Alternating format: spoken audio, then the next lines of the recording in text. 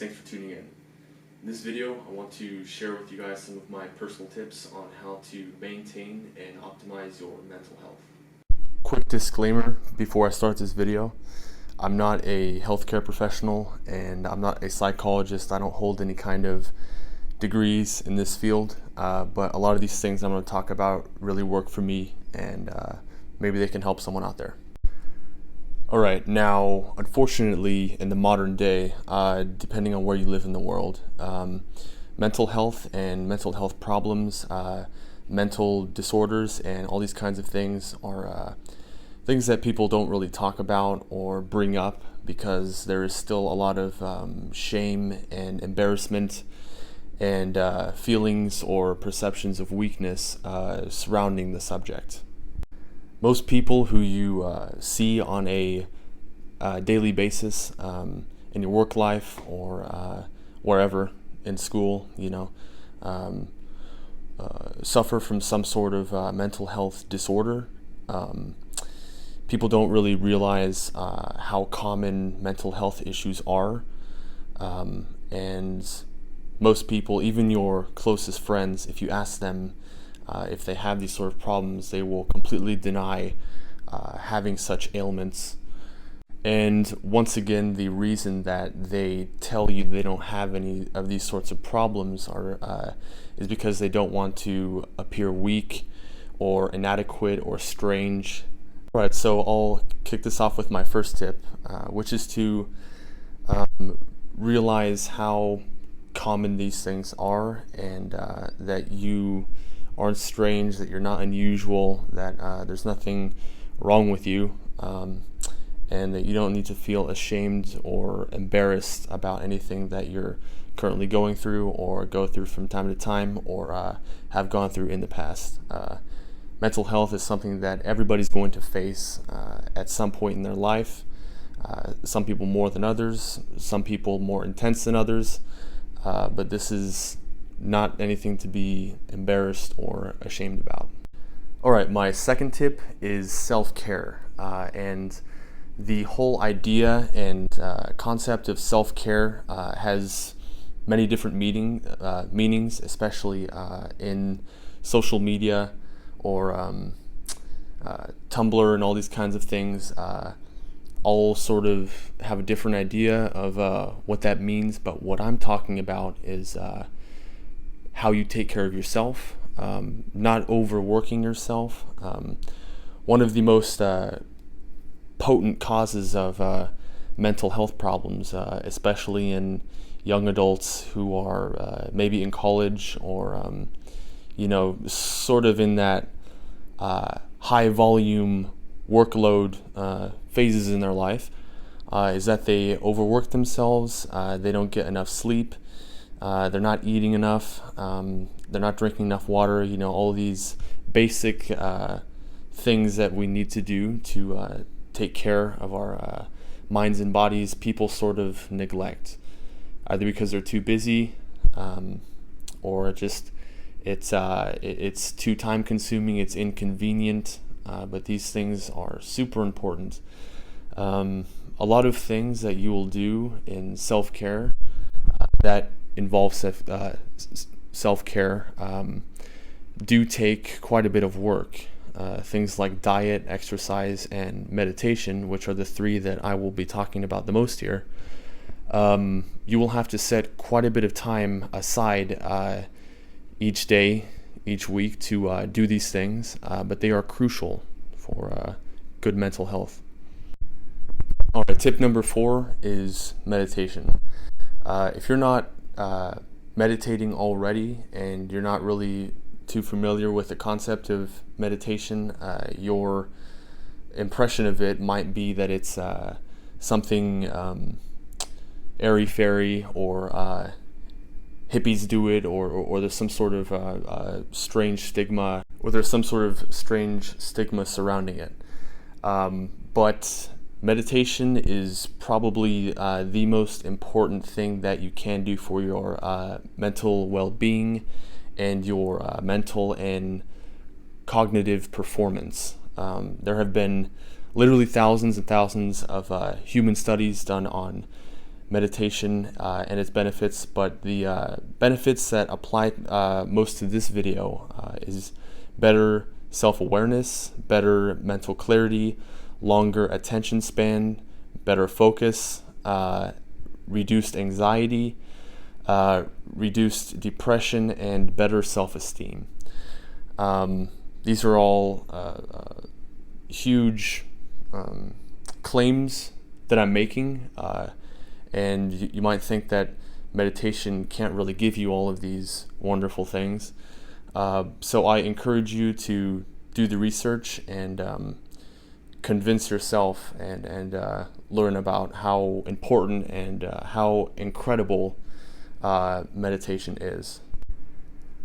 So the style of meditation that I would recommend to anyone off the bat who is going through some sort of mental health crisis, whether it be anxiety, depression, dissociation, depersonalization, PTSD, all these horrible things, is mindfulness meditation. This is a really common style of meditation that's talked about a lot on social media, and you've probably heard of it, and it is probably the easiest style of meditation to learn. I use several different styles of meditation, and I would consider myself a pretty practiced meditator at this point, but I still use this style of meditation just because of how fast it works. This is something you can start doing right away, that you can feel pretty much immediately. After a couple sessions of doing this, once you learn how to concentrate and breathe properly and really get in the zone, you can feel this immediately. And particularly for anxiety, you're stressed out about maybe a job interview or a big test that you have coming up, and you have that horrible knot in your stomach and you just can't calm yourself down, can't sleep. You know how it goes. This is something that works incredibly well. So rather than give you my inadequate description, tutorial on how to mindfully meditate, I instead suggest that you go on YouTube or on the internet and watch a video that really describes how to do it properly. It's again something that does not take a long time to learn, and it's something that anybody can do. You don't have to be an experienced meditator, you don't have to be some kind of monk or anything, so definitely give that one a try. Alright, next to meditation is diet and nutrition. This is probably the second most important tip that I'm going to talk about here. And you might not believe that because we're talking about mental health. What would diet have to do with that? But your mental health and your physiological well-being, your brain health, your nervous system health, your blood health, all these sorts of things are work in conjunction with each other to maintain good mental well-being. So your brain is basically a soup of a whole bunch of different chemicals called neurotransmitters that are responsible for things like feelings and moods and emotions, just to name a few. So there are certain minerals and nutrients that we need in order to maintain these neurotransmitters. And a lot of people, especially in America, who eat mostly processed foods, are not getting these essential nutrients to support healthy neurotransmission and good cognitive performance. And even if you're eating a lot of fruits and vegetables and you have a nutritious diet, you're probably still not getting a lot of these things because of factory farming in America especially, the soil has been just depleted of all these crucial nutrients. So I would definitely recommend that you try getting those nutrients through supplementation. Get good supplements. Don't just get the cheap ones from the grocery store. Go on Amazon. Go on, a better provider of these kinds of things, and get yourself these nutrients that you're going to need. Now, the main ones that you need for healthy neurotransmission and basically everything revolving around mental health is going to be magnesium, folate, B12, B6, vitamin D, and choline. You start taking these supplements that should be found in food, and I can promise you will notice a noticeable difference with your anxiety, depression, whatever sort of disorder you have or think you may have. A lot of times, especially people with anxiety who have not been through any sort of traumatic events will think that they have anxiety disorder and they don't know why, and a lot of times it's just because you're deficient in a lot of these crucial building blocks and things that your brain needs to function properly. So it's no wonder that so many people are increasingly suffering from mental health, especially in this day and age currently, because people are just not getting these things from their diet anymore. My next tip is going to be exercise. When I say exercise, it can be whatever form or version of exercise you can do, or you enjoy doing, or are able to do. Lifting weights has its own benefits. Cardio has its own benefits. Whatever you're able to do or prefer to do doesn't really matter, but some sort of exercise is definitely going to be crucial for proper mental health. This is, of course, just as important as nutrition and meditation. Exercise is going to raise your endorphins. It's going to upregulate your endorphin and dopamine receptors. It's improved circulation, and it drastically improves self-esteem. In the modern digital age, with people looking at smartphones all the time, and with social media and all these kinds of things, they give us a constant, unlimited supply of dopamine in our brains. So our dopamine receptors just are getting burnt out all day, because we have this instant entertainment, this instant gratification, and our brains were not designed for that much stimulus and that much stimulus to the reward centers in our brain. So basically those dopamine and serotonin and all that kind of stuff just gets burnt out.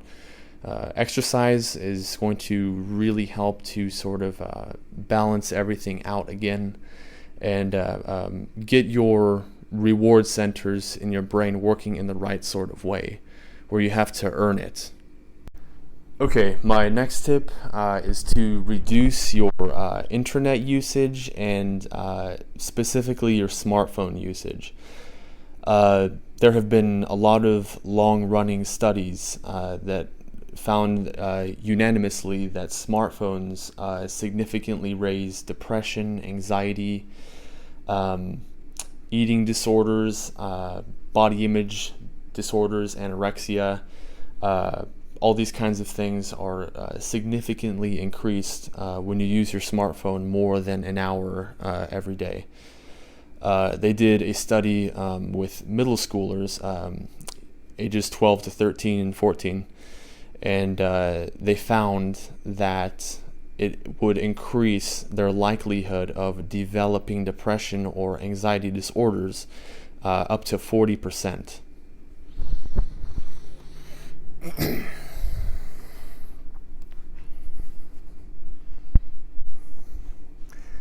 And of course, this goes back to what I was talking about earlier. Our brains are just not designed for those volumes of dopamine and unlimited entertainment and unlimited stimulus. So it is definitely super important. It's crucial that if you're somebody who's suffering mental health crisis, that you put your smartphone away. Just ideally, take a whole week off of using it. Just don't use it at all. But if you have to, use it maybe 10-15 minutes a day and then put it away. Just lock it in a box somewhere. All right, my next tip is to get good sleep. Do everything that you can to get proper sleep. Insomnia is something that is drastically increasing, especially with the younger generations, and it's got everything to do with smartphones and technology in general. You may know that the blue light that is emitted from smartphone screens and computer screens is very bad for melatonin production. Melatonin, of course, being the hormone that we need to fall asleep. It basically is what tells our brains that it's nighttime. When we're looking at these bright screens and absorbing all this blue light, it's literally sending photons through your eyeballs and into your brain that is tricking it into thinking that it's still daytime. A really good tip for falling asleep is to have a wind down routine. My personal routine that has been working for me for many months is I will meditate for about 15 minutes. I will read for about a half hour. I might do some drawing or some writing or some sort of art.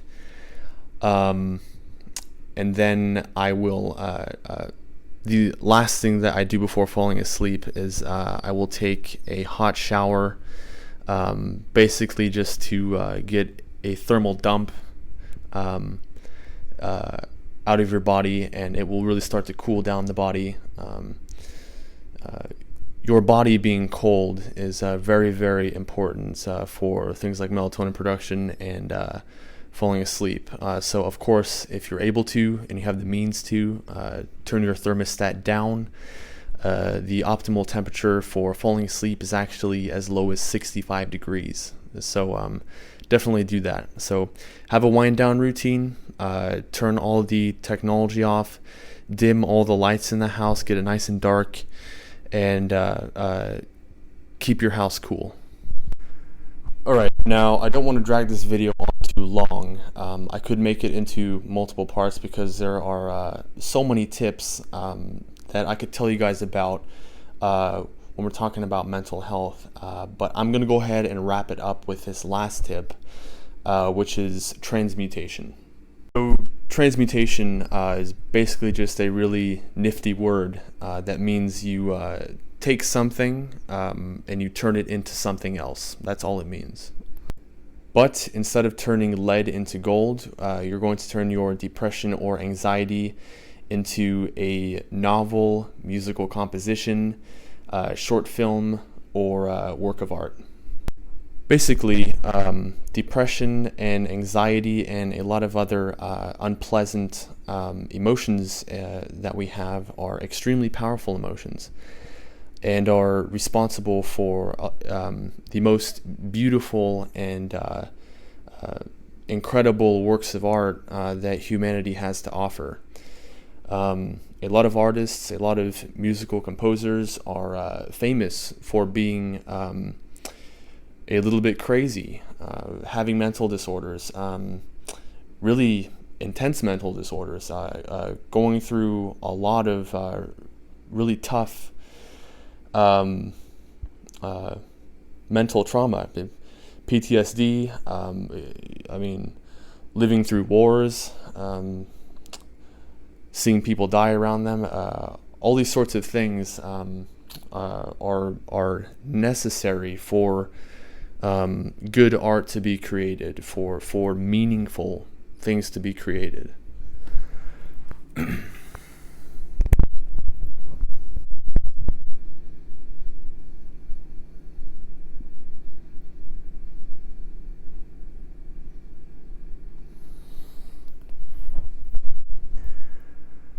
So this has to do with how you process heavy, dark emotions, scary emotions, whatever it might be. It's good to just let them eat you alive, to just process them naturally and let come of it what will. A lot of times you'll find that on the other end of some sort of horrible episode of anxiety or quarter life crisis, midlife crisis, whatever it is, you will find some sort of divine inspiration, or something will hit you, some idea will hit you, some epiphany will strike you that wouldn't have otherwise unless you went through this intense trying episode. And I think that as a human species, this is something that's kind of built into artists, are these sort of mental processes. Because for artists, a lot of times their meaning in life and their purpose in life does not revolve around things like having kids or basic mundane things that everybody else is doing. Their purpose and their drive and their meaning for existence solely revolves around what they leave behind, what their legacy is.